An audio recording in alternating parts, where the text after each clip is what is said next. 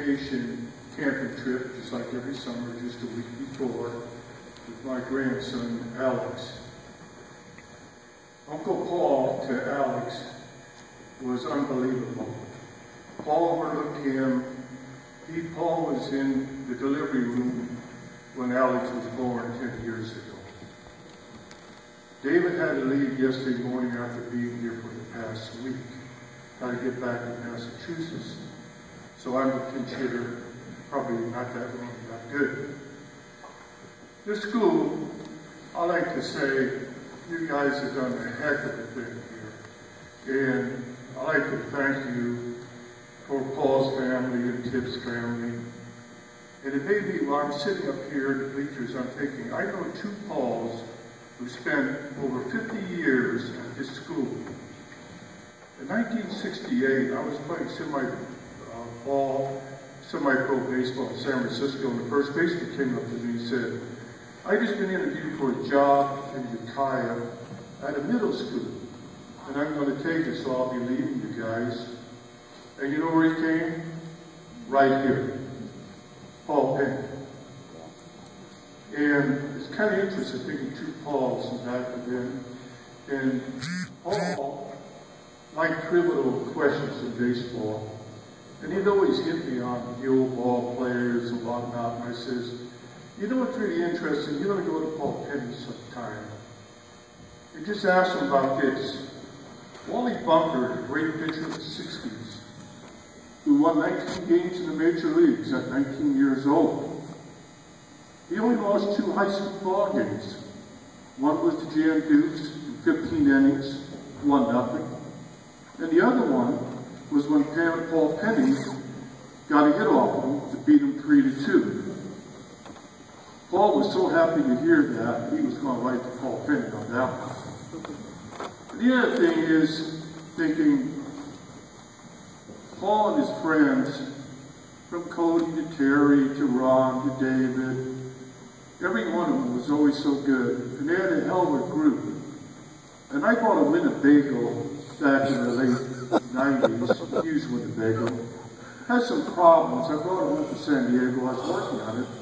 Fixed it. Then David comes to me and says, him and Terry and Paul want to make this trip to the end of the earth. Someplace out by Green River, Utah. I've been through there before. Believe me, there's nothing there. Go to some town called Moab or something like this. Moab. These clowns who never left a stone unturned decide they're going to take this Winnebago and head out. Throw on the bicycles in there, the food, whatever. But remember, I fixed the undercoverage of this vehicle. And I couldn't tell you all that could be wrong with it. I got it pretty cheap. These guys take off, okay?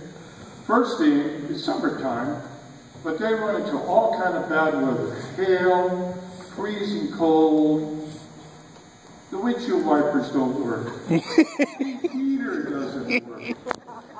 I mean, everything you can imagine that these three, clowns, because I've put myself in a position with them, because I know how they work. They come across the desert, they have to take Highway 50, the loneliest road in the world, and they end up in Austin, Nevada, and they're going to get gas. But when you go to some place like Austin, you better watch out, because they like to water the gas down. So now you're trying to take this Winnebago and make the rest of the way to Reno. I'm glad I wasn't along for the trip. They made it. They finally got home. I tried to find a sucker not to sell the vehicle to. My next door neighbor who liked to pick up junk all the time, he finally took off my hand and I said, good riddance. There was a lot of things about Paul. He really enjoyed life. His camping, his bike riding, barbecuing. Last time I was over his house, barbecue chicken. Nobody could do it better. They like to go see the A's on Wednesday in the summertime. We get together, and I remember last time was Ron went along, and we go there, $1 a day, but they charge you $18 for parking. But it's a family atmosphere. You know, it's not like the Giants, which are rich with money. A's is a hard place to go. So with that, I'll close. But I'd like to thank this school for doing such a good job. the students, and you'll have memories. Paul be with you. Over 60 years ago, my basketball coach died, and he's still with me today. So, Paul will be with all of you. So hang in there. Thank you for your time.